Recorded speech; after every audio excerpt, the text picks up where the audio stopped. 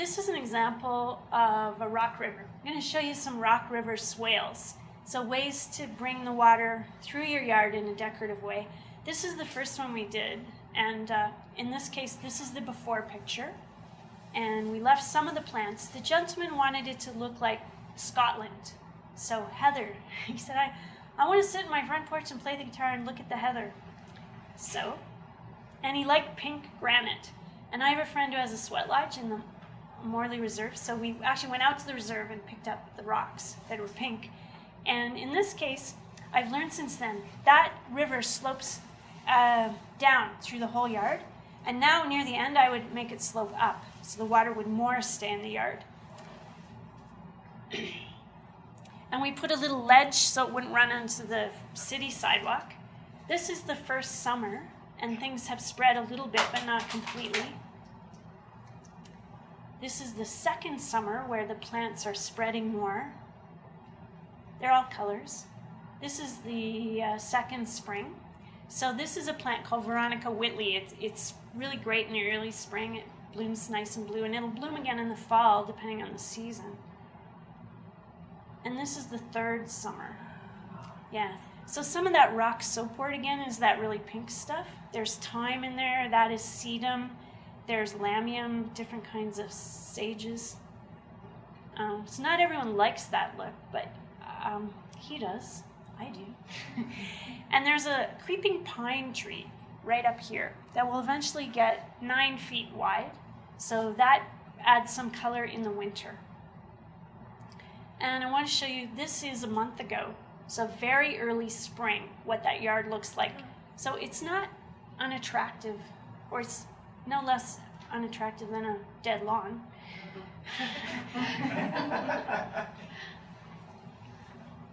This is a rock river we did beside a house, a bit unusual, and it drained all the way into the front yard to take water from the side of the house into the front beds. This is the before, kind of. We were building, the drain spout comes out here, and we built a swale, a rock river ditch, and in this case we did make it flat at the top, a waterfall, and then another length of it there that was flat. And here we dug up all the edges of the lawn and flipped it over. We kept all the sod on this yard. And right here was a huge anthill. And so I had a guy who was really enjoyed the challenge of that. So he dug it out and we took it to the compost at Bow Point Nursery. We did use these logs along the curb because it ended up being quite a steep slope in this yard when we turned all that sod over from the swale and the other places. So that just held the wood chip mulch from going on the street. Wood chip mulch really adheres to itself. It's used for erosion control. So that's not usually an issue, but again, this was such a steep slope, we did that, and I think it helped. We haven't finished digging, but I wanted to show you what the piles of sod are starting to look like. Very dry front yard because of that spruce tree. So spruce trees have great root systems that suck up the water. Lots of people who have spruce trees say their lawns don't grow very well, and that's why. Now we've turned over all the sod, and we've dug the ditches, and we're covering it with newspaper. And this is the end result. So at the back there, you can't see it, she has a vegetable bed. And all of the plants in here almost are edible. So she has currants, saskatoons, gooseberries, honeyberries. Wild strawberries are growing as the ground cover. And in the ditch, the swale, we put irises. Which aren't really edible, but they're beautiful and they grow in the water. So right after we finished this, about a week later, we had torrential rains in Calgary, like the thunderstorm at 2 in the morning that woke everyone up and trees broke and all that. You remember that one? So these folks were away on holiday. And I kind of went, oh, wonder if that street is completely, or if that whole yard is on the street. Did it all deep? And I really was reluctant to go and see, like, oh, it's gonna be a mess. And I'm happy to say that there was a handful of wood chip mulch in the street. And it came just off the end of the swale. But otherwise, it held, and it absorbed so much moisture that in the first year she didn't water anything but the vegetable garden, because all that sod and newspaper and wood chip mulch just absorbed all that rain and held it. So this is another Rock River swale. This is kind of the fine-tuning of Rock River swales. So the downspout from the house over into here, they had a very dry yard. They have 5 or 6 spruces in their front yard. And we wanted to build them a little, I wanted to build them a scree slope, an alpine scree slope with alpine flowers, because they like hiking. But it would have come right here and probably run the water onto their sidewalk. So we built a ditch that would drain that water into the landscape at the front, and this would be hidden. So we filled it with gravel and then put soil on top of it. There's our newspaper covering. That's that ditch here that's sort of filled. There's a hole we built, dug for a juniper. And that's what it looked like at the end. And that bird is made of recycled oil barrels from South Africa. They're very light. They have about 15 different kinds of birds, pelicans, herons. I think they're really fun, and they make it look more like a river. And this is the scree slope.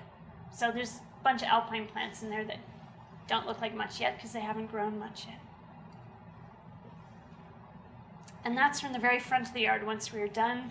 So there's a juniper, a potentilla, a bunch of crocus and shooting star, which are native plants, crane's bill geranium, and some nice lilies back there. They share their yard with a lot of rabbits, but they don't mind. And the rabbits have eaten about a quarter of it, but they just plant more. This is another Rock River, and these ones are S-curves that go on both sides of this yard. So she's digging it out with a pickaxe, and that is my grandfather's pickaxe. And we're making sure in this case that, again, it goes up a little bit here before it goes down the waterfall. So she's checking the level, and then we fill it with water to make sure we've got it right before we put the rocks in.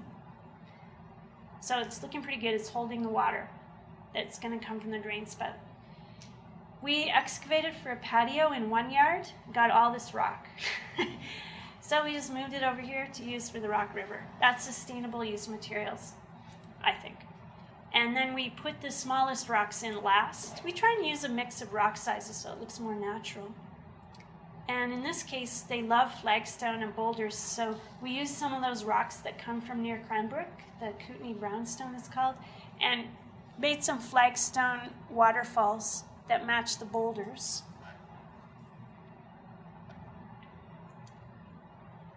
And then they're planting, so there you can see the S comes through the yard on that side.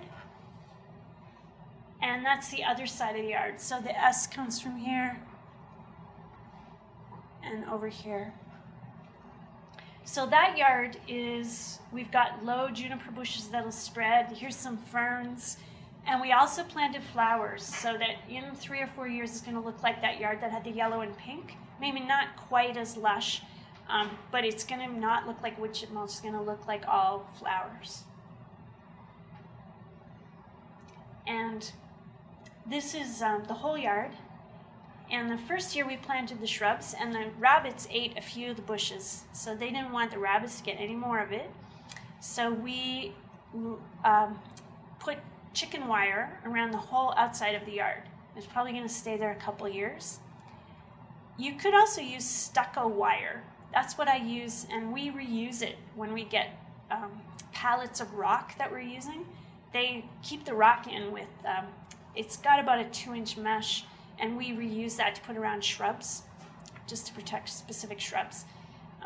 So chicken wire is a bit ungainly. The stucco wire is a little more firm, and if you get it ungalvanized, it rusts, and then it's less noticeable. The other thing about this yard, the house is a bit dark, but along this face of the house is where we put one of those hemp twine trellises. So we were putting a vine that would grow up there, and the architect was freaking out. I designed this house, no wood. You can't put any wood on there, because there's all this beautiful natural wood that you can't see right now in there, but yeah, it will look great, I think, once that vine grows up. And here, there's a big gray space, and we planted a red osier dogwood, which is quite a big shrub. It gets about 12 feet wide and high, but it's beautiful red bark in the winter, so it looks quite stunning even now against that gray house.